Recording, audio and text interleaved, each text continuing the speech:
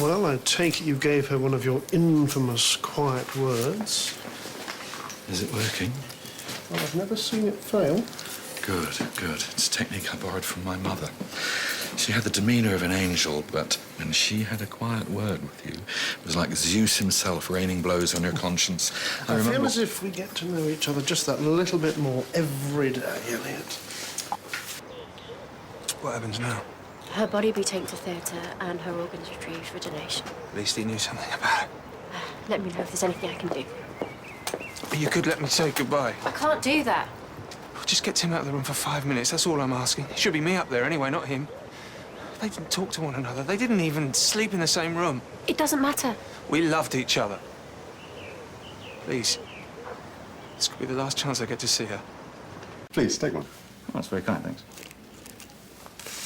So, your concerns, you think we're putting too much pressure on our registrars? Well, if we start filling our registrar posts with inexperienced surgeons, we'll soon find the same with our consultants. And then we'll be in real trouble. Okay. It's all very well identifying the problems, but do you have any solutions? Here's the idea. If we partner up with several hospitals, then we could offer our junior doctors an extended rotation. They'd gain more experience in different working environments, and they'd learn that much more quickly. Yes, but by that rationale, you'd be sending your wife away to work elsewhere. Well, it was just a suggestion. Has Mr. Albrecht been discharged? No, he's in surgery. Surgery? Mm-hmm.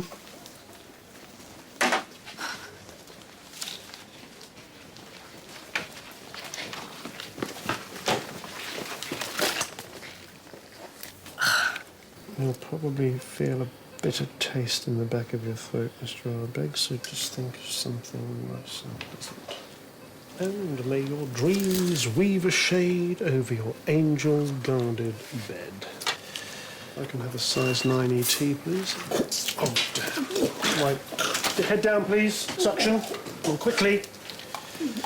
Right, apply quite low pressure. 100 milligrams of Sux. Quickly, come on. That's a drop in. Dr. Green, what's going on? This man's eaten. Are you sure? What do you mean, am I sure? I'm covered in vomit. Have you any idea what this would do to my reputation if I lost a patient through regurgitation? Right, better do a flexible bronchoscope. No. Have to reschedule. There is no way we're operating on this idiot today. Who gave him food, Elliot? Smells like chocolate. I think I may have an idea.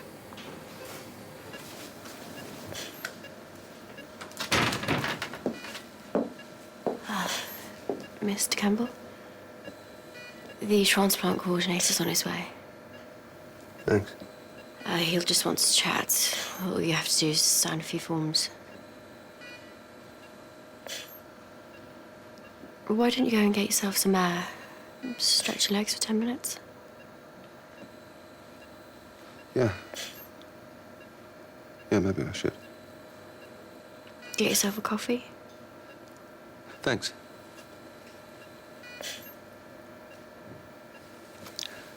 And, thanks for everything you've done today. You and Dr. Green have been great. I'm sorry I've come across a bit, odd. It's, well, you know... Don't worry.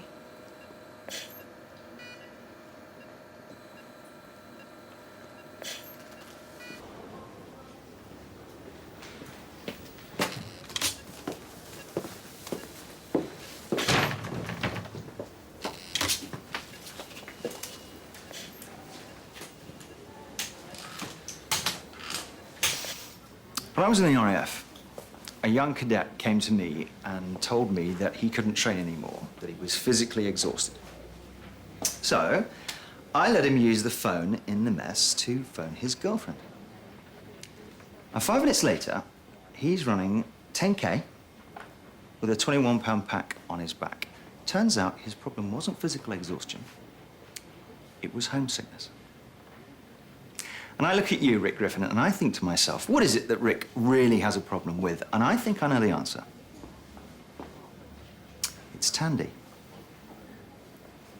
Thandie?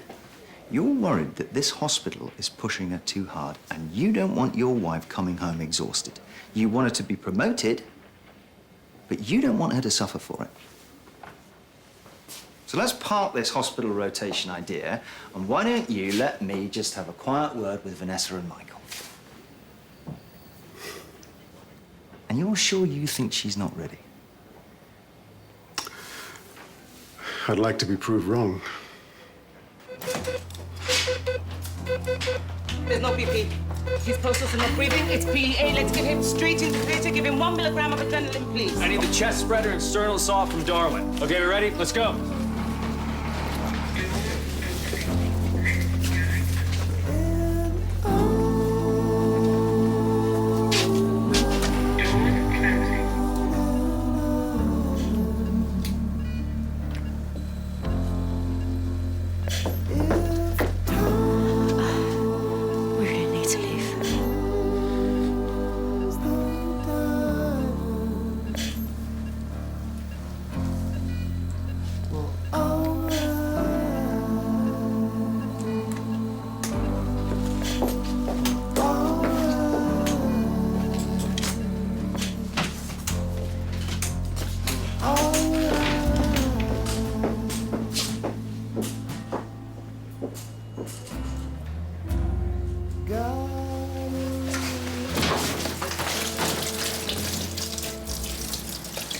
It's all right, Rick. We got it covered. My patient, I want to be there. All right. Fine. You know what it is? Nope. But I know what I hope it's not.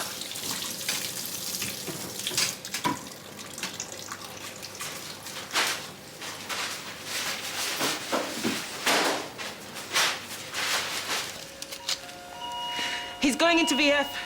External DP, please. Place the packs. Right, charge to 360. Clear. He's still fibrillating. We need to open this chest. Gloves, please. Scalpel. Faye, It's fine. look, I know you said I should stay away from under your feet, but I need to tell you what happened. I know what happened. No, I need to explain my side of the story. Look, I didn't know what Mr. Arbed was in for, and I didn't know it was surgery, and then he wrote down It's that it fine. was I accept your apology. No, I'm not apologizing. It wasn't my fault. This is what I'm trying to say. It wasn't your fault. You gave a man half a jar of cookies before he went into surgery. Yeah, and why do you think I did that? Because the person that was meant to be looking after me told me to stay away from her. You should be apologizing to me. Right. Sister's office. Now.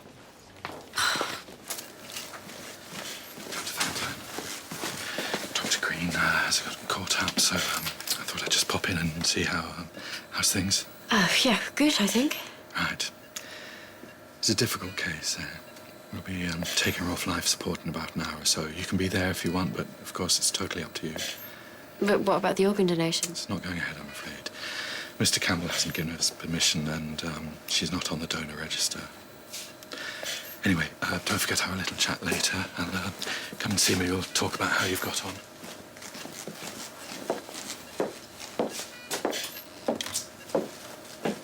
Mr. Campbell, Mr. Hope says you've decided against the organ donation. At first I thought, yeah, why not? But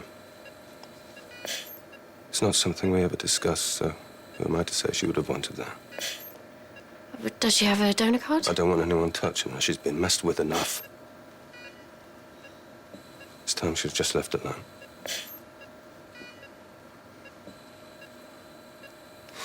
Have you spoken to Dan since his discharge, Dan Walker? I've tried ringing him, but he won't answer his phone. No. Bit of cut in the pericardium.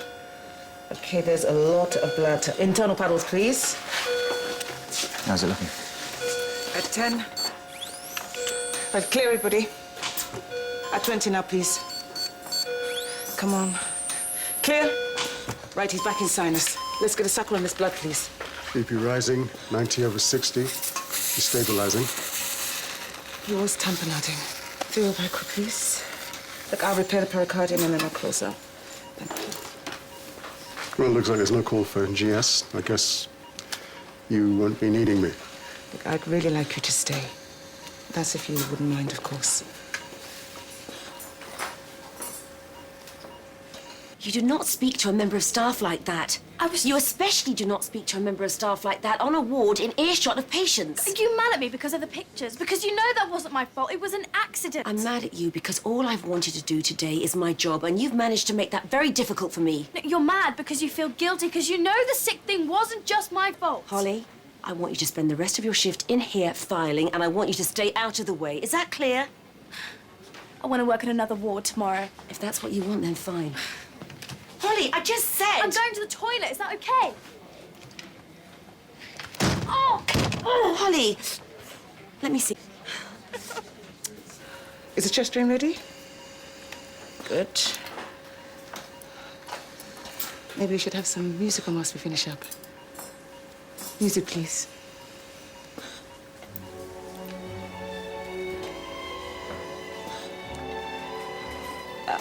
I'm sorry, Rick. Honestly, it's obviously not my CD.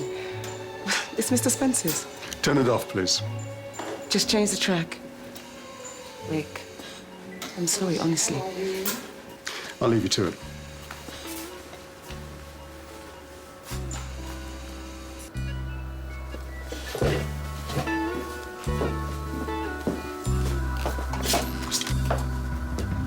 Hoovering by my suitcase, trying to find a warm place to spend the night.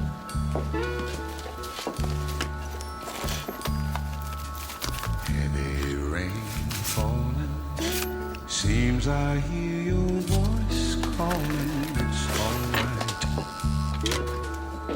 Dr. Valentine, anything happen while I've been away? No. A rainy night in Georgia. A rainy night in Georgia. It seems like it's raining all over the world. I feel like it's raining all over the world. He's going to be okay. We think he'll be fine. Rick,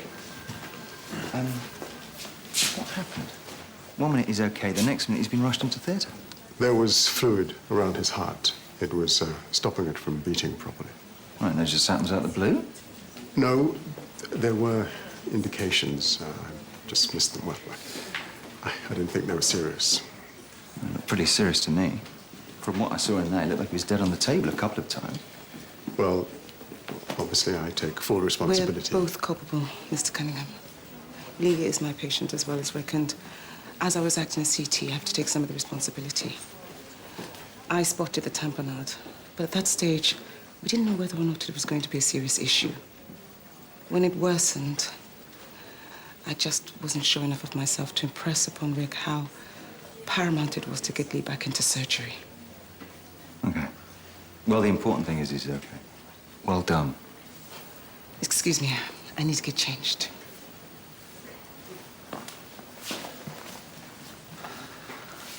Let's have a chat.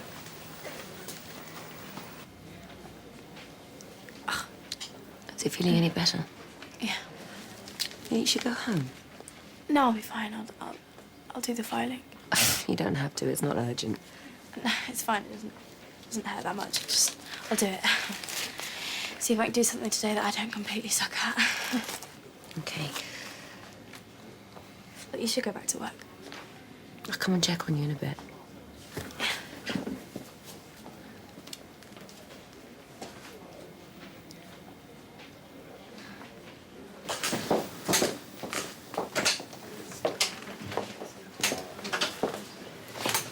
Hi, Tim.